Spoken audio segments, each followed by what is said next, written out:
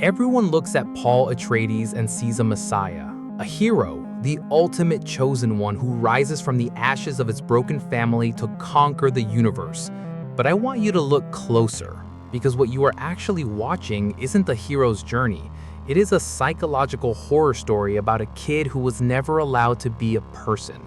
Today, we are tearing down the sci-fi myth of Dune, because Paul's story is the most extreme, terrifying example of something you might be living through right now: the trap of the golden child.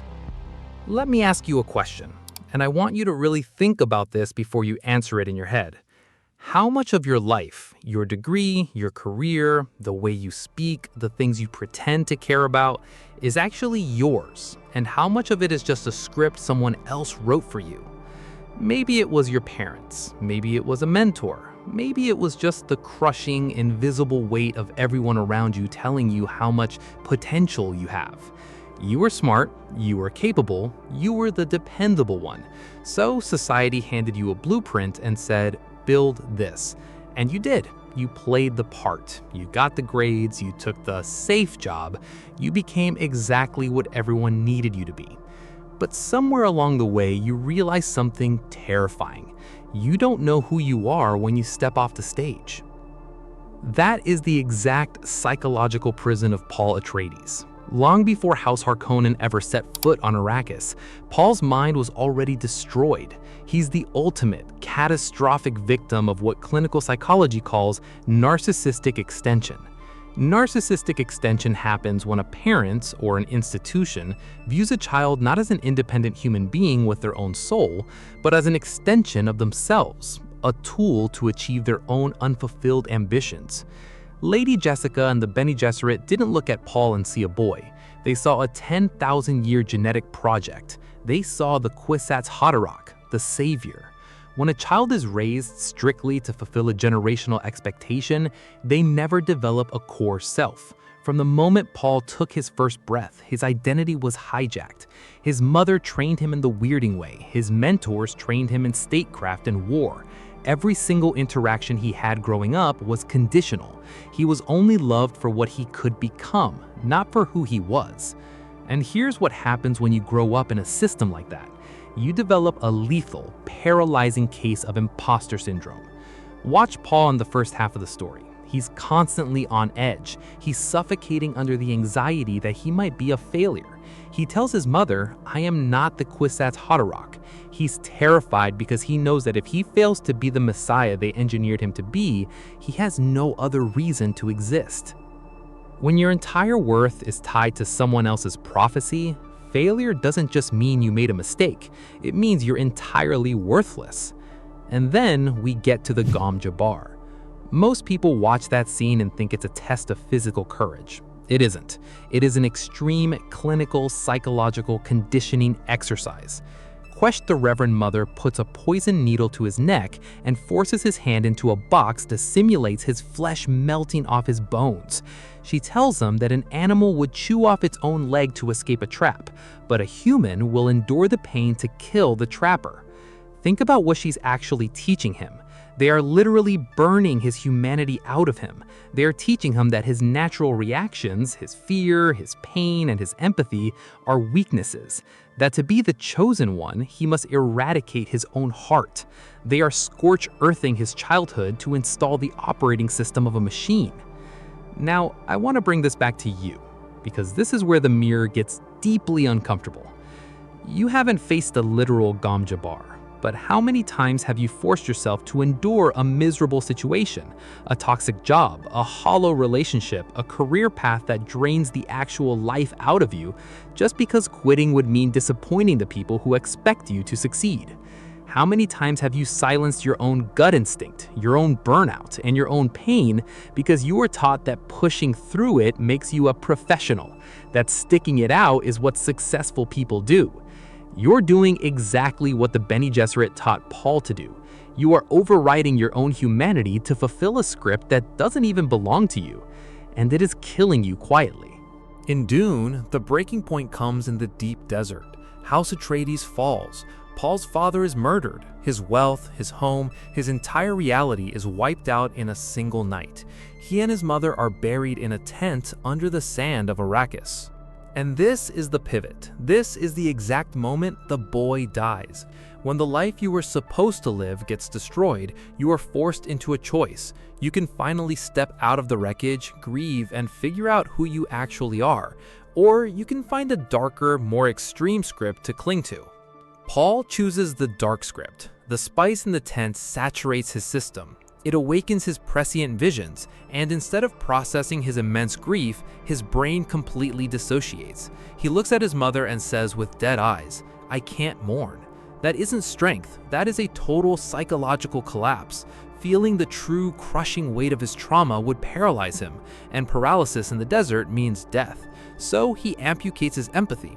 He takes the identity of Muad'Dib, not as a cool nickname, but as a psychological armor. And those visions he sees, the prescience that everyone thinks is a superpower, it is the ultimate trap.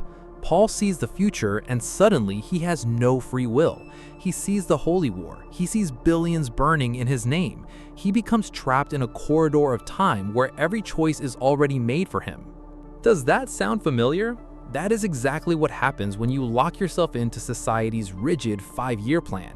You can see the whole path. Get the degree, get the promotion, buy the house, retire.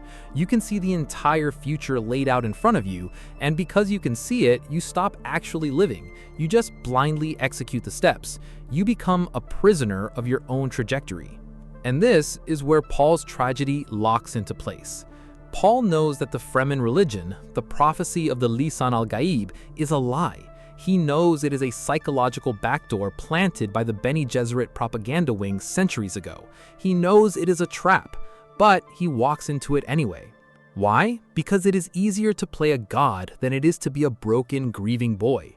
He leans into the fake prophecy. He manipulates the Fremen generational trauma to build an army of fanatics. He embraces the Dark Triad traits of Machiavellianism and narcissism because it is the ultimate defense mechanism.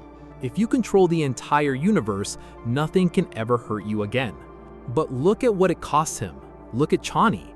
Chani is the only person on Arrakis who loves Paul the human being. She doesn't care about the Kwisatz Haderach. She sees through the religious hysteria. She is his anchor. She is the only thing tethering him to his own humanity. And when he finally secures his power, what does he do? He betrays her. He agrees to marry Princess Irulan for pure political leverage and looks Chani in the eyes, entirely detached from her devastation. He sacrifices the only real, authentic love he ever had on the altar of a fake prophecy. Paul Atreides didn't win. He survived his trauma by becoming the exact monster his abusers engineered him to be. He became the Bene Gesserit's ultimate weapon by completely eradicating his own soul. He traded his authenticity for power, and in the end, he became a prisoner of his own myth. And this is the ultimate warning for you. If you spend your entire life playing a character someone else wrote for you, eventually the mask becomes your face. When you sacrifice your true self to be the golden child, to be the perfect son, the perfect daughter, the flawless employee, the ultimate success story, you might get the applause, you might get the promotion, you might even conquer your own little universe, but you will arrive at the finish line entirely empty, surrounded by people who love the performance, but who have absolutely no idea who is actually underneath the suit. Breaking the script is terrifying. It means disappointing people. It means letting the pristine image die. It means setting boundaries with the people who only love you for your potential and your output. But it is the only way to actually live. You are not a project. You are not a genetic investment. And you do not owe anyone a return on the expectations they forced onto you. So here's the question I want you to answer in the comments today, and I want you to be brutally honest with yourself, because naming it is the first step to destroying it. What is the one thing in your life right now, a career path, a habit, a relationship, that you are only holding on to because you're afraid of disappointing someone else? Drop it below. Call it out. I read every single one, because the moment you name the script, it stops controlling you. And if this video hit somewhere real, if it made you realize that you've been living in the permission trap, building a life for someone else, hit the like button. Not for the algorithm, do it as a signal to yourself that you are done playing the character. We don't do surface level movie reviews on this channel. We use these stories to break down the psychology of the real world. Hit subscribe to join us. And speaking of the psychology of the real world, Paul Atreides destroyed his own life because he couldn't handle the burden of power. But what happens when a character destroys their own life because they can't handle the burden of money? You need to watch this video right here, where we break down the psychological trap of Peter Parker's poverty. See you in the next one.